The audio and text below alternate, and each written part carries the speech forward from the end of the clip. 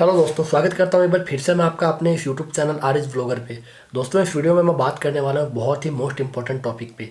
मैं बात करने वाला हूँ यहाँ पे ओपन वर्क परमिट के बारे में कि क्या असलियत है ओपन वर्क परमिट की। ऑलरेडी एक वीडियो बना चुका हूँ, लेकिन उसके बाद भी लोगों को समझ में नहीं आ रहा है। और जैसे जैसे मैं वीडियो अपने अपलोड करते जा रहा हूँ यूक्रेन से रिलेटेड, मेरे पास इतनी क्वेरीज आ रही है कि सर हमने यहाँ से वर्क परमिट लिया है, इस कंपनी ने हमें भेजा है, और ये हमारा एजेंट है, हमसे 4 लाख लिए, 5 लाख लिए, 3 लाख लिए, और पैसा लेने के बाद भी हमारा वीज़ा जो है नकली वीज़ा लगा दिया। हमारा वर्क परमिट चेक करो, रियल है, जेन्यून है, फेक है।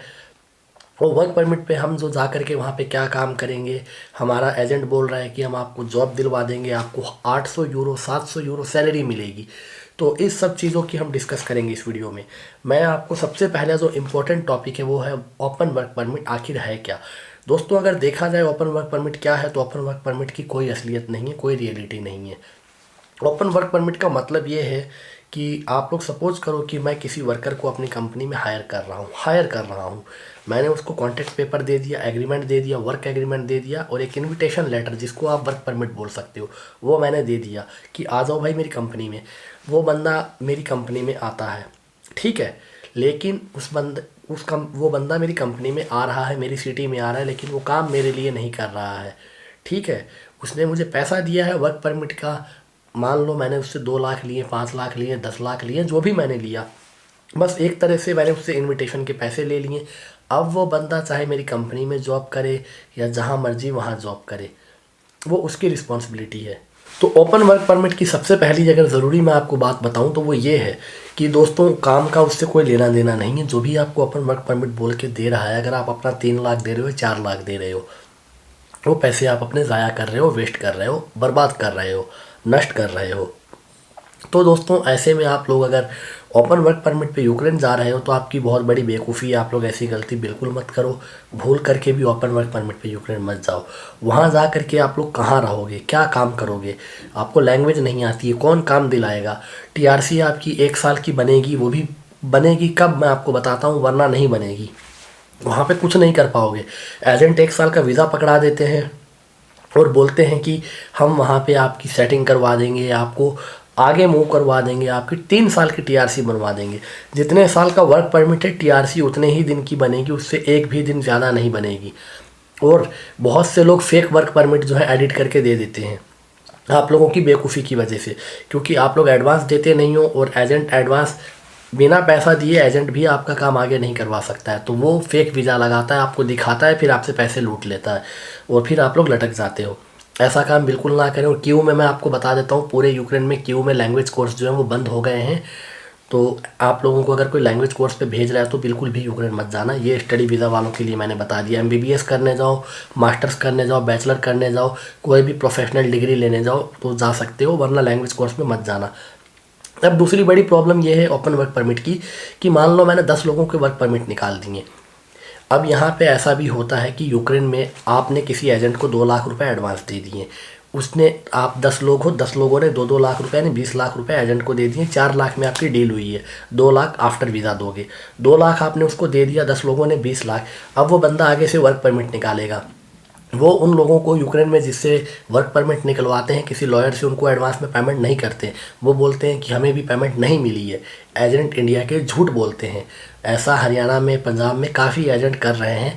नाम लूँगा तो लिस्ट बहुत लंबी हो जाएगी। तो अगर आप भी एडवांस दे चुके हो, फंस चुके हो, तो आप लोग कुछ नहीं कर सकते हो। अगर वो उसकी अभी तक आपका वीज़ा नहीं लगा है तो आप लोग अपनी एप्लीकेशन वहाँ से ड्रॉप कर लो, विड्रॉल कर लो, वापस अपनी एप्लीकेशन ले लो। अब जो दूसरी बड़ी चीज़ है, ये एजेंट आगे पैसा देता नहीं और आपका वीज़ा लगवा देता है। वो बंदा आगे पैसा मांगता रहता है। फिर जब आप यूक्रेन जाते हो, टीआरसी अप्लाई करते हो, तो जिस बंदे ने आपका वर्क परमिट इशू किया यूक्रेन से, वो बंदा आपका वर्क परमिट कैंसिल कर देता है। तो ऐसे में आपकी टीआरसी भी नहीं बनेगी। तो ये आप लोगों के लिए बहुत बड़ी प्रॉब्लम हो जाएगी। ये सबसे बड़ा डिसएडवांटेज। और यहाँ पे एक और बड़ी चीज़ मैं आपको जो बताने वाला हूँ वो ये है कि अगर आप लोग यूक्रेन जा रहे हो और वहाँ पे जाने के बाद ओपन वर्क परमिट पे आप लोग काम क्या करोगे। काम नहीं कर सकते हो लीगल तरीके से। अगर कर भी लेते हो तो बहुत कम पैसा मिलेगा। और फिर उसके बाद में आपका जिसने वर्क परमिट इशू किया था या आपका जो एजेंट है वो बोलेगा आप टैक्स भरो। टैक्स नहीं भरोगे तो आपकी टीआरसी कैंसिल हो जाएगी। या जिस बंदे ने, जिस कंपनी ने आपके 10 वर्क परमिट इशू किए हैं, 10 फ्रेंड्स आप लोग गए हो, 10 लोग आप गए हो, तो उस कंपनी का जो ऑनर है उसके पास नोटिस आएगा कि आपने 20 लोगों के या 10 लोगों के वर्क परमिट इशू किए थे, उनका इतना टैक्स बन रहा है, वो पे करो। तो वो बंदा क्या करेगा, टैक्स नहीं पे करेगा। आपका टैक्स भला वो क्यों पे करेगा, उसने वर्क परमिट दे दिया, पैसा ले लिया, और अगर आपके एजेंट ने आगे दिया है तो उसने पैसा ले लिया, अब वो आपका वर्क परमिट कैंसिल कर देगा, आप लोग इलीगल हो जाओगे, आप लोगों को इंडिया आना पड़ेगा। ये रियलिटी है, ये रियलिटी इंडिया के एजेंट नहीं बताते हैं। टीआरसी सिर्फ 1 साल की बनती है, अगर आपका वर्क परमिट 1 साल का है तो, अगर 3 साल का है तो 3 साल का बनेगा। उसमें ऐसा नहीं है कि वर्क परमिट 1 साल का, टीआरसी 3 साल की, ये सब नहीं हो सकता है वहाँ पे। और एक और चीज़ मैं आपको बता देता हूँ, वहाँ पे जाने के बाद जो काम है, या तो शॉर्मा शॉप है, ये उनके लिए बता रहा हूँ, लीगल तरीके से जा रहे हैं, या गाड़ियों का बिजनेस वो कर सकते हैं, टैक्सी का काम कर सकते हैं, कॉल सेंटर में कर सकते हैं।